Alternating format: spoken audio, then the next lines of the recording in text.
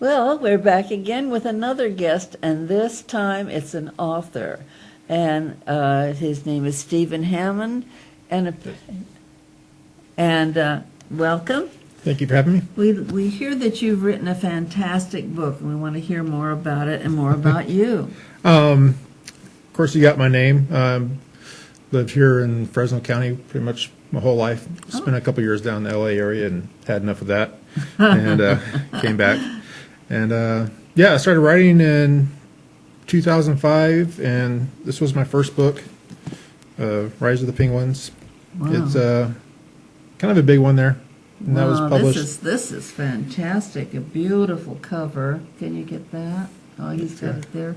Yes. Oh, Rise of the Penguins. That's really, what is it about? It's a penguins. Yeah, it's a fantasy. If anybody's ever, I kind of compare it as a mashup between Watership Down, if anybody's read that, and maybe a little bit of Animal Farm splashed in there, and a little dose of Planet of the Apes.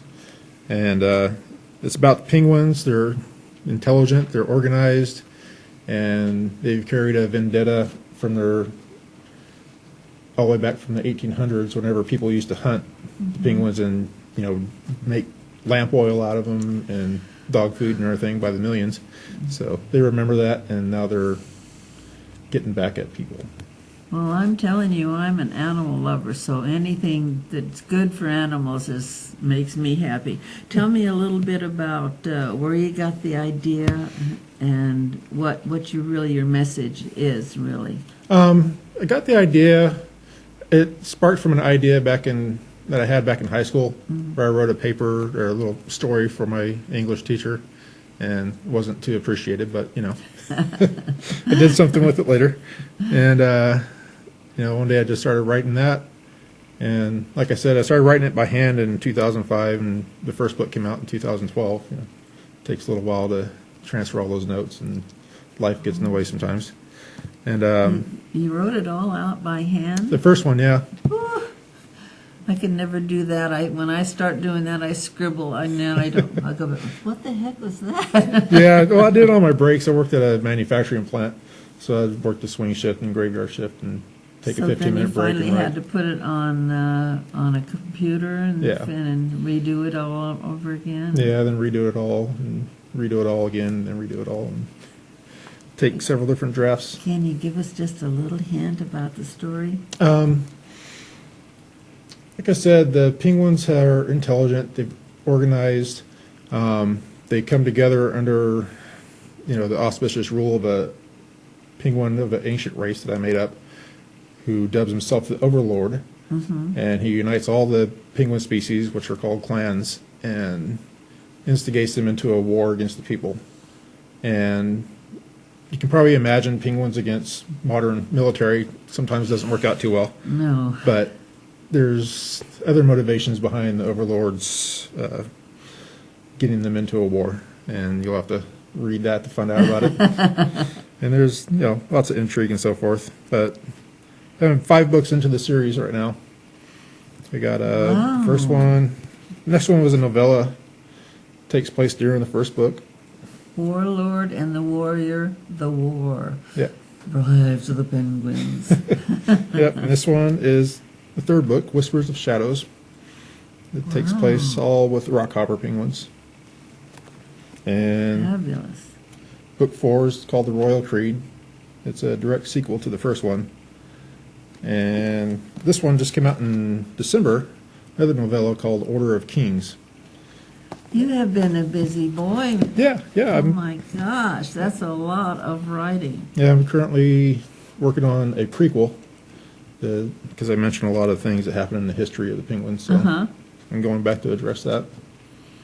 So after you do the penguins, do you have anything that you're thinking about getting into? I have a notebook full of ideas.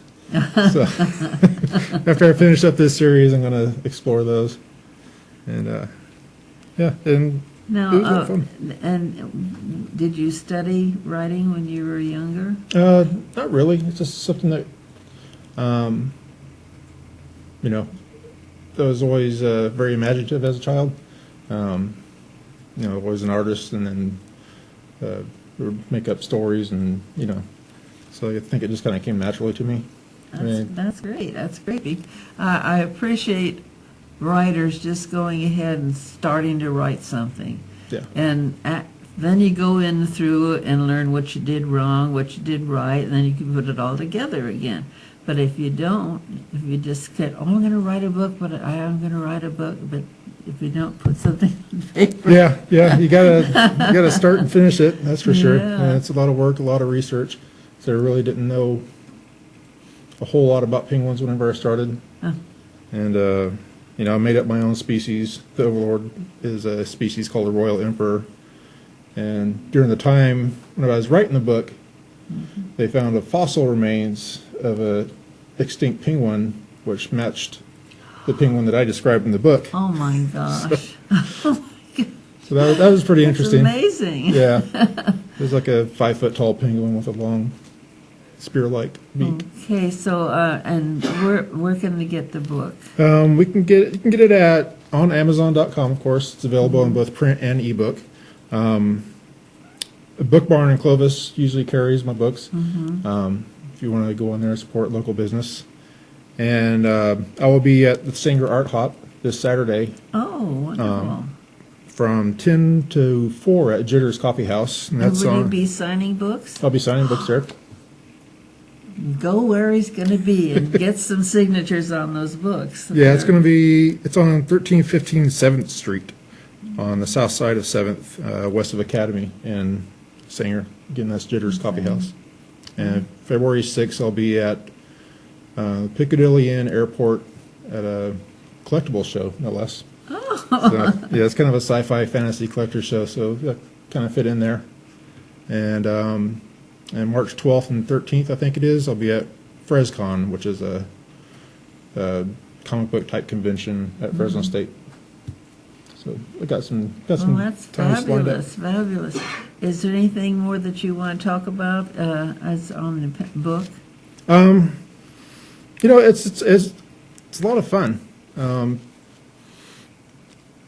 I got my first fan letter from somebody in England, which was really nice, and she's really ecstatic, and she loves the books and can't wait for the next ones to come out. And I've had a few people tell me has to be made into a movie, because it's visually, as you're reading it, you can get the sense of a kind of a cinematic theme. I hope you published it.